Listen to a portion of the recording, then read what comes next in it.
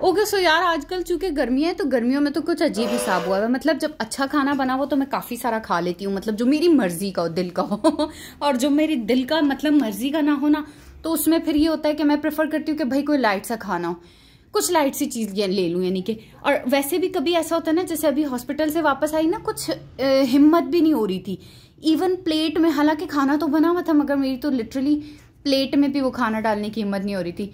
लेकिन आम पूरा का पूरा काट रही हूँ तो आप लोग सोच रहे होंगे कि कैसी बात कर रही है, लेकिन वो ये है ना कि वो फिर थोड़ी मतलब लाइट सा खाना हो गया ना, तो मैंने कहा ये ठीक है, बेटर रहेगा और आजकल आम भी पता नहीं कैसे आ रहे हैं, ऊपर से बहुत ही अच्छे, बहुत सुंदर से, और अंदर से इनकी गुठलियां पता नहीं खट्टी क्यों है।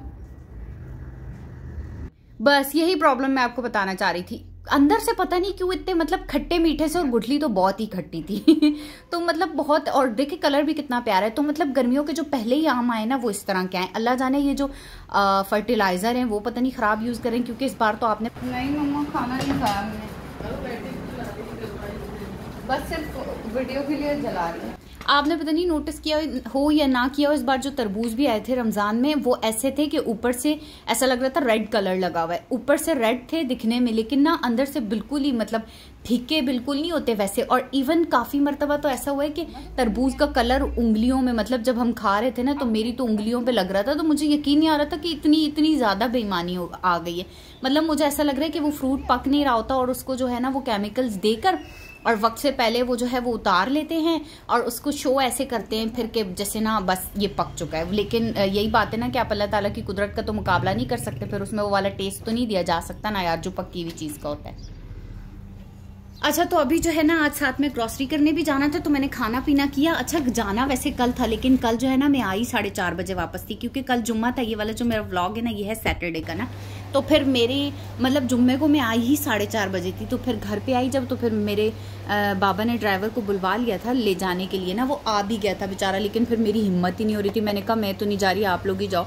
फिर मेरे बाबा ने ना उस ड्राइवर बेचारे को वापस भेज दिया। उस बाबा ने कहा कि आप बस शाम को ही आना, हम कल ही चलेंगे ना, मतलब शाम को आना, अपने उनकी कोई काम था और कल चलेंगे ना, क्योंकि इस बार आपको पता है बकरा ईद आ रही है, तो बकरा ईद के लिए ना जो मसाले होते हैं ना वो लेने होते हैं।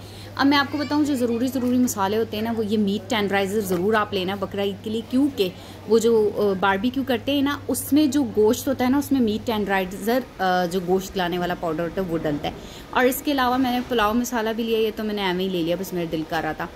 और हाँ तंदूरी मसाला ना, तंदूरी मसाला पहले मैंने मेहरान वालों का रखा, क्योंकि इस पर कोई पता नहीं ये क्या सेल लगी हुई थी या क्या, लेकिन फिर मैंने ना वो मेहरान वाला वापस रख दिया, शान का तंदूरी मसाला रखा। शान का तंदूरी मसाला थोड़ा इनसे महंगा होता है, लेकिन यार उसका कलर बेस्ट होता है। मतलब आप जब चिकन में थोड़ा सा ही डालोगे तो आपको किसी ऑरेंज फूड कलर की या किसी भी कलर की ज़रूरत नहीं पड़ेगी। शान का तंदूरी मसाले का टेस्ट भी बहुत अच्छा होता है और कलर भी बहुत अच्छा होता है ना।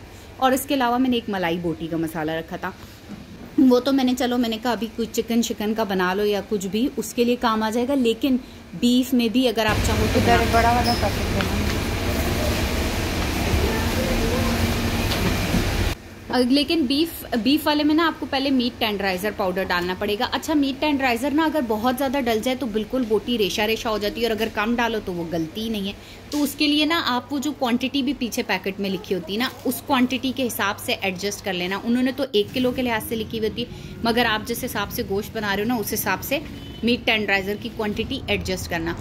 ये क्या मैं भूखापना कर रही हूँ यार और इसके अलावा जो है ना पपीता पाउडर जो होता है ना वो भी वो और कचरी पाउडर, इन दोनों में से भी कोई आप यूज कर सकते हैं किसको, गोश्त गलाने के लिए। बस ये है कि मीट टेंडराइजर जो है ना वो कम टाइम लेता है गोश्त को सॉफ्ट करने में, और जो पपीता पाउडर और कचरी पाउडर है वो बहुत ज्यादा टाइम लेता है ना, मतलब कोई 4-5 घंटे तो कहीं नहीं गए। कह रहे हैं इतना सस्ता कर दिया, क्या कुछ नहीं सस्ता किया, मुझे तो लग रहा है और महंगा हो गया। मुझे तो आज समझ ही नहीं आ रही कि आज तो लिया भी, दालें भी नहीं ली इतनी, पता है दफा दालें भी मैंने कम ली, मैंने कहा ईद है फिर भी। और यार आजकल वही बात है ना कि कोई इवेंट आ रहा हो या कोई फंक्शन हो, अब जैसे कि ईद आ रही है ना, आई डोंट नो आपको पता है। अच्छा मेरे साथ ना अभी 2 साल पहले जो बकरा ईद आई थी ना उसमें ये सीन हुआ था कि ना, मतलब ईद से आप बिलीव करोगे 2 दिन पहले मेरे गाल पे एक नहीं जैसे 5 मोटे, जैसे अभी ये एक निकला हुआ है ना, ऐसे 5 मोटे मोटे मेरे एक गाल पर, इसी वाले गाल पर। अच्छा यही गाल बेचारा हमेशा निशाना बनता है, सर्कल बन के यार इतने मोटे मोटे पिंपल्स निकल आए थे ईद से 2 दिन पहले ही। और जब मैं ईद वाले दिन जो है ना जिससे भी मिल रही थी वो कह रहा था मुझे, मानूर तुम्हें क्या हुआ, मानूर जिससे भी मैं मिलूं वही मुझे पूछे मानूर तुम्हारे मुंह पे क्या हुआ है, तुम्हारे मुंह पे क्या हुआ है। और इस बार भी मुझे लग रहा है ये एक और एक हल्का सा मुझे एक और निकल रहा है ना, मुझे लग रहा है 2-3 तो इस बार भी पक गई हैं। मैं इतना परेशान हो रही थी लेकिन फिर मैंने कहा चलो खैर है छोड़। और ये सुबह ही सुबह के टाइम बन रहे हैं पाए। पाया क्या, पाए दूसरा पाया किधर है मामा? ठीक है, ये जो है, और ये पाए जो है ना साफ़ हुए बगैर आए हैं पूरे के पूरे। और ये भी मेरी मामा साफ़ कर रही हैं पाए। अच्छा, और ये जो मैंने धनिया उगाया था ना, इसमें से तो पता नहीं क्या ही उगा, ये देखें उगा तो है कुछ। हाँ नहीं, मेरी मम्मा बोल रही थी कि इसका जो है ना देसी नहीं है, ये नहीं उगेगा, पता नहीं क्या उग गया फिर। ओह माय गॉड, ये दूसरा पाया जिसका मैं पूछ रही थी वो ये रहा। इसके ये जो पोंचे पंजे क्या इसको उतरने के लिए रखा हुआ है। इसने आंच तेज करके पूरा जला दिया मलाइका ने। हाय कैसी चुगलखोर हो।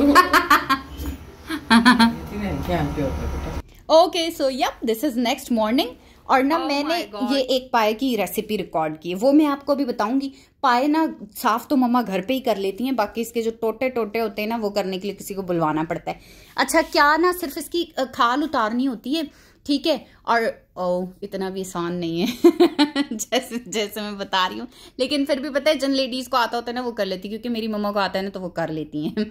फिर उसके बाद इसके जो पोंचे नहीं, पायों के जो खुर होते हैं, यस खुर जो शूज होते हैं ना इनके, उसको जलाओ ना तो फिर तो उसको जैसे ही छुरी मतलब जलाओ तो ऊपर से वो बिल्कुल जल के राख हो जाएंगे ना, जैसे ही छुरी डालोगे ना वो उतर जाएंगे। फिर इनके टोटे टोटे करके इनको पहले एक बॉयल पानी में मैंने दिलवाया है।